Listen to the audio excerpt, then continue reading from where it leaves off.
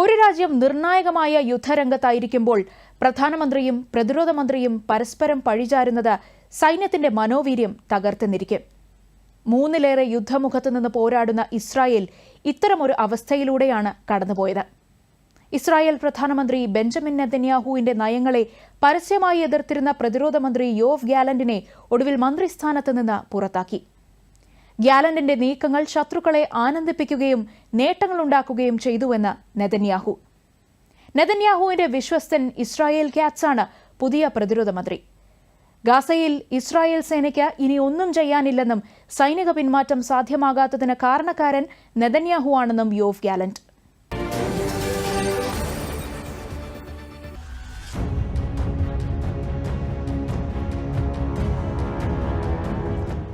Israel Hamas യുദ്ധം തുടങ്ങിയ ദിവസം മുതൽ പ്രധാനമന്ത്രി ബെഞ്ചമിൻ നെതന്യാഹുവും പ്രതിരോധ മന്ത്രി യോവ് ഗാലന്റും തമ്മിൽ അഭിപ്രായ വ്യത്യാസമുണ്ടായിരുന്നു. ഒക്ടോബർ 7-നുണ്ടായ ഹമാസ് ആക്രമണത്തിന് ശേഷം ഗാസയിൽ നടത്തിയ യുദ്ധം സംബന്ധിച്ചായിരുന്നു അഭിപ്രായ വ്യത്യാസം. സൈനിക നടപടി കൊണ്ട് മാത്രം കാര്യമില്ലെന്നും നയതന്ത്രപരമായ നീക്കങ്ങൾ കൂടി ഉണ്ടായാലേ ബന്ദികളെ മോചിപ്പിക്കാനാകൂ എന്ന നിലപാടായിരുന്നു ഗാലന്റിന്. ഇതിനു തടസ്സമാകുന്ന നടപടിയിൽ നിന്ന് നെതന്യാഹു പിന്മാറണമെന്നും ഗാലന്റ് പറഞ്ഞു. ഗാലന്റിന്റെ അഭിപ്രായത്തെ നിരസിക്കുകയായിരുന്നു പ്രധാനമന്ത്രി നെതന്യാഹു. സർക്കാരിനെയും സൈനിക നേതൃത്വത്തെയും പ്രതിരോധത്തിലാക്കി പ്രതിരോധ മന്ത്രി ഗാലന്റ് പലപ്പോഴും അഭിപ്രായങ്ങൾ മാധ്യമങ്ങൾക്ക് മുന്നിൽ അവതരിപ്പിച്ചത് പ്രധാനമന്ത്രിയുമായി അകൽച്ചയ്ക്ക് കാരണമായി. ഗാസ യുദ്ധത്തിലുടനീളം ഗാലന്റും നെതന്യാഹുവും പരസ്പരം കൊമ്പുകോർത്തിരുന്നു. മാത്രവുമല്ല, ബന്ദികളുടെ ബന്ധുക്കളുമായി ഗാലന്റ് നിരന്തരം ബന്ധപ്പെടുന്നതും നെതന്യാഹുവിനെ ചൊടിപ്പിച്ചു. 2023 മാർച്ചിൽ തനിക്കെതിരെ വ്യാപക പ്രതിഷേധങ്ങൾ തെരുവിലുണ്ടായപ്പോൾ ഗാലന്റിനെ പുറത്താക്കാൻ ബെഞ്ചമിൻ നെതന്യാഹു ശ്രമിച്ചിരുന്നു.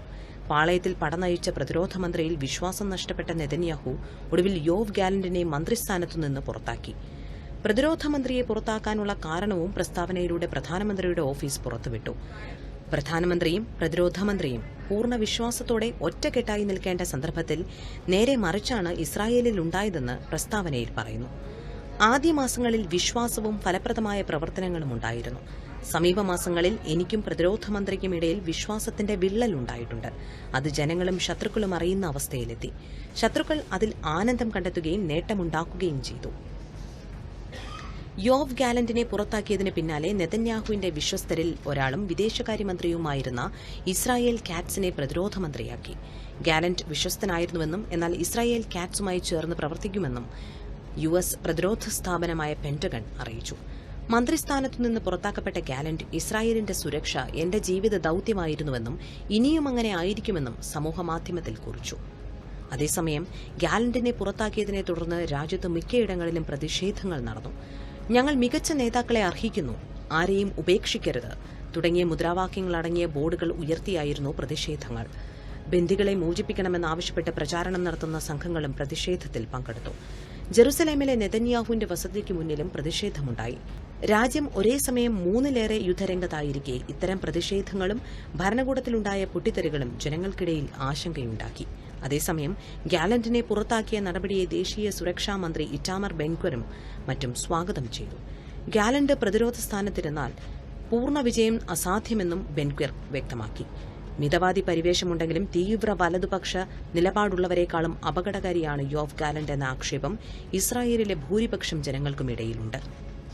ഇസ്രായേൽ പ്രധാനമന്ത്രി ബെഞ്ചമിൻ നെതന്യാഹുവിനെയും സർക്കാരിനെയും പ്രതിരോധത്തിലാക്കുന്ന വെളിപ്പെടുത്തലുകളും വിമർശനങ്ങളും ഉന്നയിച്ച് പുറത്താക്കപ്പെട്ട യോവ് ഗാലന്റ് ആദ്യം മൌനമായിരുന്നുവെങ്കിലും പിന്നീട് അദ്ദേഹം നടത്തിയ വെളിപ്പെടുത്തലുകൾ പ്രധാനമന്ത്രി നെതന്യാഹുവിനെ കൂടുതൽ പ്രതിരോധത്തിലാക്കുന്നതായിരുന്നു.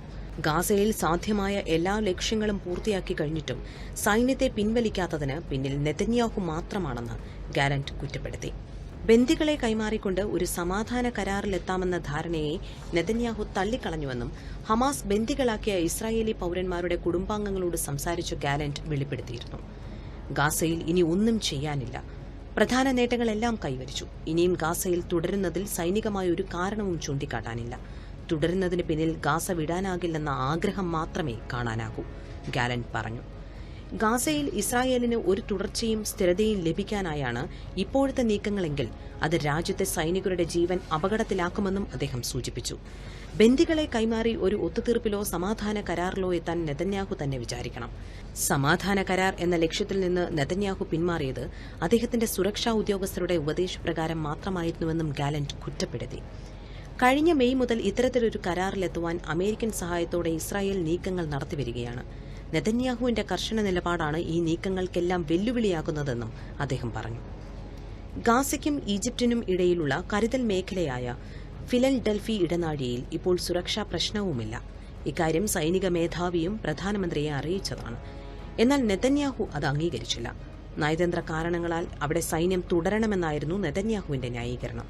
അത്തരത്തിലൊരു നയതന്ത്ര കാരണവും അവശേഷിക്കുന്നില്ലെന്നും യോവ് ഗാലന്റ് പറഞ്ഞു. യോവ് ഗാലന്റിന്റെ വെളിപ്പെടുത്തൽ വിവാദങ്ങളാണ് ഇസ്രായേലിൽ സൃഷ്ടിച്ചിരിക്കുന്നത്.